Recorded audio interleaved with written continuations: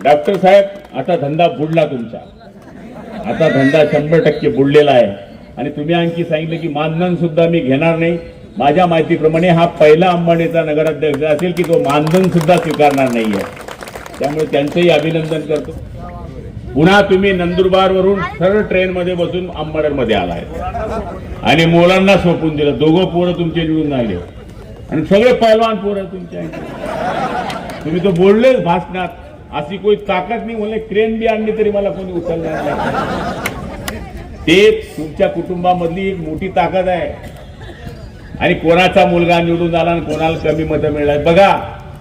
BS Abasaheb बसलेत.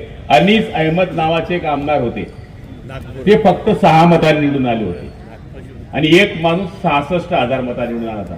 6 वाला भी निवडता बटना, 66 वाला भी तिथे बटना. जो छून के आया वो सिकंदर, वो 1 मत से आओ या 1 लाख मत से आओ. त्यामुळे हे बोलायची गरजच नाही. आता एक आमदार आहे आपल्या मतदारसंघात महाराष्ट्राच्या विधानसभेमध्ये, ते फक्त 34 मतांनी आले. 34, ओनली 34. एक नगराध्यक्ष 1 मतांनी निवडून आला. आपण पाहिलं असेल, पूर्ण महाराष्ट्रात ती बातमी फिरली. कोकणातला तो पण नगराध्यक्ष आहे. परिषद 22 के 8.5 ने आले, ते भी नगराध्यक्ष आहे. असं काय म्हणलं का कोणी 8.5 वाला ऊपर की कुर्सी में, 1 वाला नीचे की कुर्सी में? असं नाही होत. तो निवडून आला, तो निवडून आला. त्यामुळे त्यांना बोलू द्या. 300 ने आला का 1850 ने आला, उन्हाणार हो. विषय संपला. आमचा नगराध्यक्ष आला, आमचा नगरसेवक आला. आता तुम्हाला चावण्याचा प्रकार होईल. शांत राहा. काय काय लोक फुगून जातात. मंत्री झाले, आमदार झाले की लय फुगतात. 2-4 मोबाईल. तुम्ही मला 2 वाजता फोन करून ट्राय करा. 2 वाजता रात्री सिंगल बेल मध्ये जर गुलाबरावांनी फोन उचलला नाही ना, मंत्रिपदाचा राजीनामा देऊन टाकला. फोन पाहून माझा नंबर, मला मी व्हॉट्सअप फेसबुक काहीच ठेवत नाही. मला BP आहे, शुगर आहे. कशाला वाकड्या बातम्या पाहावं. आपलं काम करत राहावं. शहराच्या कामामध्ये पुढे चालण्याचा प्रयत्न करा. रविदादांनी बरंच मार्गदर्शन शहराकरता केलेलं आहे आणि पुढच्या काळामध्ये शहरामध्ये जे लागेल त्याच्याकरता जे जे प्रयत्न आहे. नगर विकास करता आपला मोठा माणूस बसला आहे. माझ्या योगायोग मी काही त्यांना फोन लावला नव्हता. तिकडून प्रभाकरच्या फोन आला. अरे काय झालं रे म्हणलं, आपले 3 बिनविरोध आले. योगायोग त्यांना म्हणलं मोबाईलवर बोला, नाही तर पत्रकार म्हणतील की बरोबर स्टाईल खेळली. नाही, जगदंबेची शपथ तसं काहीच केलेलं नाही.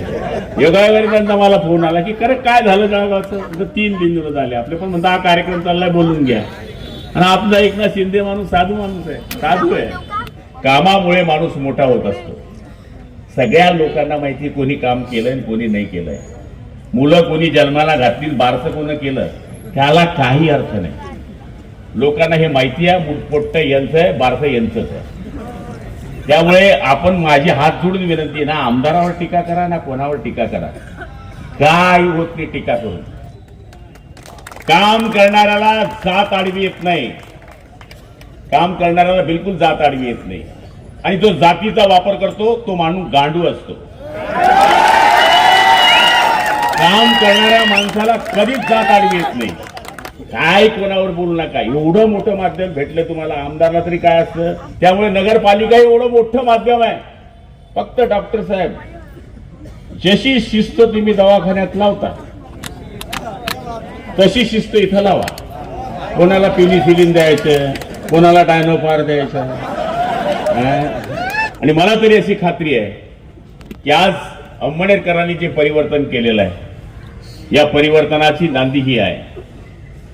ग्रामीण भागात आता ही हवा जाणार आहे. ग्रामीण भागामध्ये याचं पर्क्युलेशन होणार आहे. आणि अंबनेरकर जे नावाचं बदनाम अंबनेर होतं ते सगळं बदलून टाकलं तुम्ही या निवडणुकीत. की पैशाने अंबनेर जातं, पैशाने. मी 22 कधी तर काही ठिकाणी काहीच नाही होतं विषय. लोक काय म्हणतात, सुक्का काहीतरी बोलतात येईल. हा, सुक्या नदीत नाव चालली, पण चेहरा भोळा होता. लोक म्हणायचे नाही बाबा हा डॉक्टर आहे. समोरचा माणूस माहित होता. निवडून आल्यानंतर पहिला स्टार्ट व्यापारी मंडळीला झाला असता. म्हणून पुढी बांधणारा बी सांगे नाही रे भाऊ, नाही रे भाऊ, नाही रे भाऊ. आणि तिथून सुरुवात झाली. मला ते कार्यक्रमात भेटले, म्हणे मी निवडून आलोय. म्हणलं गुलाल बिलाल मागून ठेवा ना. आपल्याला ते पडले म्हणून मी त्यांच्यावर टीका करायला आलो नाही. मला काय त्यांच्यावर टीका करण्याची गरज पण नाही. मी अंमळनेरकरांना पालकमंत्री म्हणून वचन द्यायला आलोय. जितकं मला माझ्या धरणगाव करता येईल तेवढंच मी अंमळनेर करता करण्याचा 100% प्रयत्न करेल. सन्माननीय आमदार महोदय आले, त्यांनी काम सांगितलं त्यांचंही करेल, कारण की जनतेने त्यांना आमदार केलाय. पण इथं पक्ष म्हणून जर माझा विचार केला तर माझ्या इथल्या पक्षाचा नगराध्यक्षही काम करेल.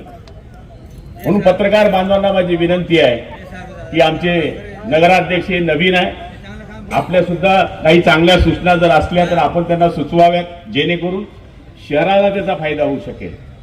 आणि म्हणून आता पार्टी बिर्टी कुछ नाही, एवढे अपक्ष मी तर पहिल्या वेळेस पाहिले. 12 आणि 12 36 सीधा करा बरं त्याला, 63 36 निवडून आलेले आहे.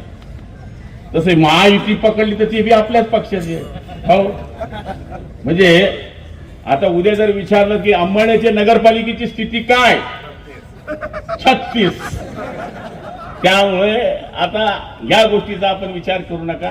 ते पण आले नगरसेवक, त्यांचं बी होण्यासारखं काम असेल जरूर करा. हे बघा, माणसाने दिलदार राहायचं.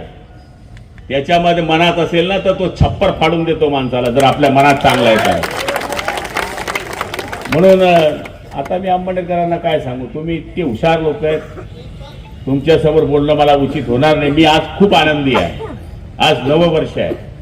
नववर्षामध्ये आज दुसरा हा शपथग्रहणाचा कार्यक्रमाला मी जाऊ शकलो. आणि जळगावमध्ये माझी चांगली बोलणी झाली. 4 जागा बिनविरोध होऊ शकल्या. त्या डॉक्टर साहेबांना पण मी हेच सांगेल की डॉक्टर साहेबांचं मी भाषण ऐकलं आणि नंतर ते वहिनीचं ऐकलं.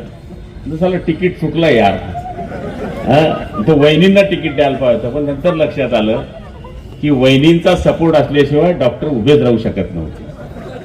त्यामुळे दोघांनी ज्याप्रमाणे दवाखान्याची सेवा केलेली आहे त्याचप्रमाणे आपण अंमळनेरमध्ये सुद्धा त्याच पद्धतीचं एक चांगल्या पद्धतीनं सेवा करण्याकरता आपल्या डॉक्टर BS पाटील साहेब आहेत, त्यांचं सहकार्य मिळणार आहे. ते सहकार्य आपल्याला कायम मिळण्याचा प्रयत्न राहील. खरं म्हणायला तर तुम्ही आज माझ्याकडनं नवीन अपेक्षा घेऊन भाषण ऐकायला आला होता, पण आता आपण निवडून आलोय. आता कसं बोलले वाईट म्हणून, आता लोकांनी प्रेम दिलंय ना. I love you public.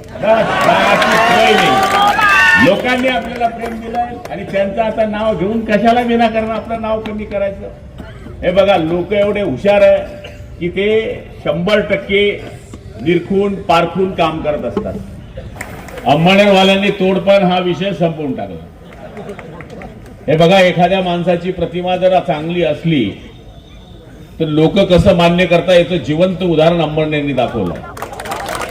की त्यांचे आमचे 4-5 नगरसेवक यायचे, पण आम्ही शिवसेना जिवंत ठेवण्याचा प्रयत्न करायचो. BS साहेब तेव्हा आमदार होते आणि BS साहेबांचं एक राजकारण असं होतं, पोलीस स्टेशनला फोन लावणार नाही, कोणाला लफडामा पडणार नाही.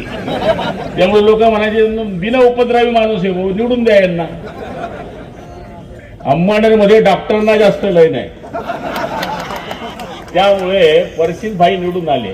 पण मी आदरणीय शिरीष दादांनाही सांगेल, परशील बाविस्कर साहेबांना सांगेल, आज लोक सत्कार करताय, पण 6 महिन्यात जर थोडी चूक झाली तो सत्कार वापस करावा लागेल.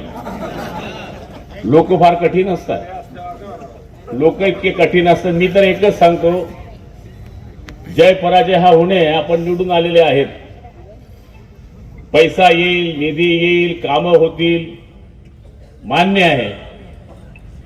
पण आपल्या दरवाज्यावरून कोणी माणूस नाराज होऊन गेला नाही पाहिजे. मी तर नगराध्यक्षांना सांगेल, येऊ द्या, कोणत्याही पक्षाचा येऊ द्या, काम करा. कामाने माणूस जुडतो, विरोधाने माणूस जुडत नाही. लोकांनी निवडून दिले, आता आपण सगळ्यांचे आहोत. निवडून दिलं, मत दिलं, त्यांचे बी आहोत, नाही दिले त्यांचे बी आहोत. गटर, वॉटर, मीटर याच्या व्यतिरिक्त आपल्याला कामं करायची आहे. पहिले नगरसेवकाला नगरपिता म्हणायचे.